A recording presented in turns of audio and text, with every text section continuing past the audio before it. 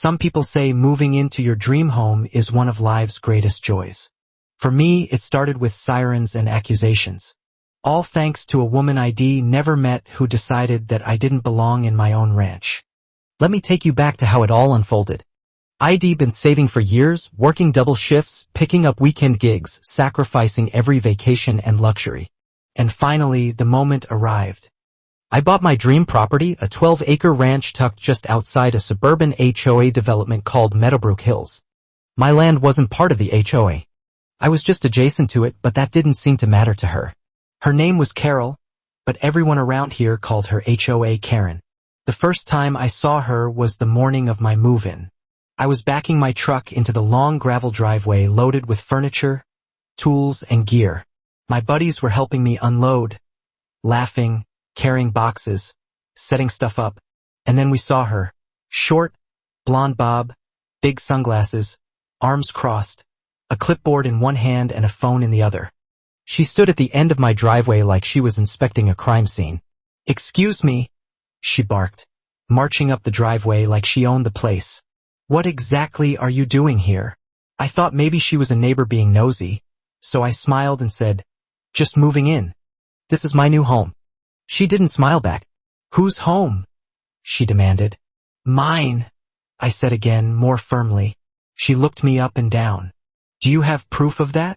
First, I laughed. I thought she was joking. She wasn't.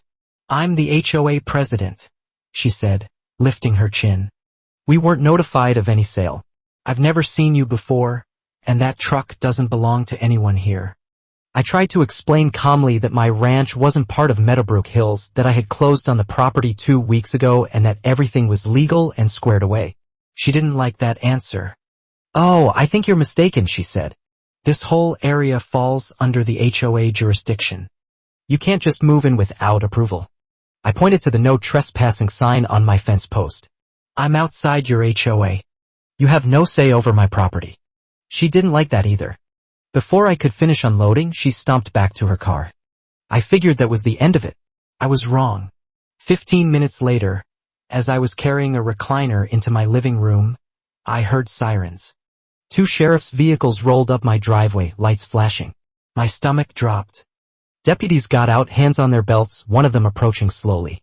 "Sir," he said, "we got a call about a possible break-in." I blinked. "What?"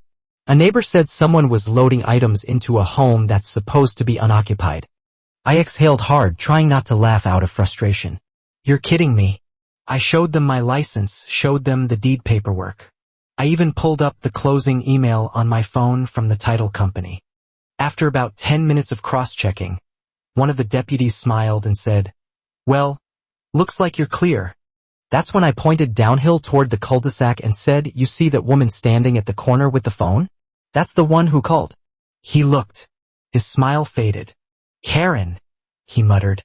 Turns out this wasn't her first false report. One of the deputies approached her. I couldn't hear what was said, but I could see the red flush in her cheeks and the furious gesturing. She tried to play it off like she was concerned for neighborhood safety, but the deputy wasn't buying it. Eventually, they left after apologizing to me, and she stomped back into her house like a storm cloud. But that was only day 1.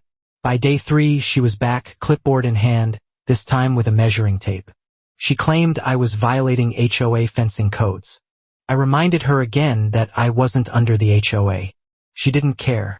"You're creating an eyesore," she shouted. "Our property values are going to drop if people see junk piling up on your lot." The junk? She was referring to my barn tools, my lawnmower, and a wheelbarrow. Then she threatened to report me to the county. "Go ahead," I said. And she did. A week later, a county inspector showed up looking sheepish. "I hate to bother you," he said, "but we got a complaint." I showed him my permits, my zoning paperwork, and he just nodded. "Sorry. She's done this to half the valley." Turns out HOA Karen had filed dozens of complaints in the past year against neighbors, delivery drivers, landscapers, even Girl Scouts selling cookies. But again, she had picked the wrong target this time, because I don't back down easily. I did some digging and found out something interesting. While Karen claimed to be in charge of the neighborhood, her actual HOA authority stopped 15 feet from my property line. She wasn't even on the board anymore. She'd been voted out last year, but just kept acting like she still ran things. I decided it was time to draw the line. Literally. I built a 6-foot privacy fence along the edge of my property, right up to the easement. Karen lost it. "You can't do this," she shrieked as the fence crew hammered posts into the ground. "I can," I replied. "And I am." She called the sheriff again. Same deputy showed up. Same result. This time he handed her a warning. "If you keep abusing 911 for non-emergencies," he said, "you could face legal consequences." That shut her up for a while. But a few days later, I came home to find a sign posted on my fence, "Property in violation, subject to fines." It looked official, but it wasn't. I followed the phone number on the sign. It went to her house. I took the sign down and filed a report. That's when the sheriff's department officially placed a harassment notice on her record. But I wasn't done. I filed a cease and desist letter through my attorney citing trespassing, intimidation, and false police reports. Then I did something that made the neighborhood cheer. I printed 200 flyers with the headline, "Not part of your HOA. Stop harassing your neighbors." I dropped them in mailboxes, pinned them on the community board, and taped one to my new mailbox in full view of her window. Neighbors started coming up to me, shaking my hand. One of them said, "We've been waiting for someone to stand up to her for years." Another whispered, "She once fined us for having the wrong shade of blue on our shutters." Suddenly, I wasn't just the new guy. I was the guy who finally stood up to the HOA dictator. 2 months later, Karen sold her house. She didn't say goodbye. She didn't wave. She just left. And you know what? Since then, I've built a greenhouse, added a chicken coop, and even host weekend bonfires for the neighborhood. The same neighbors she used to threaten now bring their kids over to feed the goats. And every now and then, one of them will ask, "Hey, remember when she called the cops on you for moving in?" And we laugh because in the end, no Karen, no matter how loud, can stop a man who owns his land and knows his rights. Welcome to my ranch. Morals of the story: know your rights and don't be afraid to defend them. When someone overreaches or abuses their power, the best defense is clarity, documentation, and courage.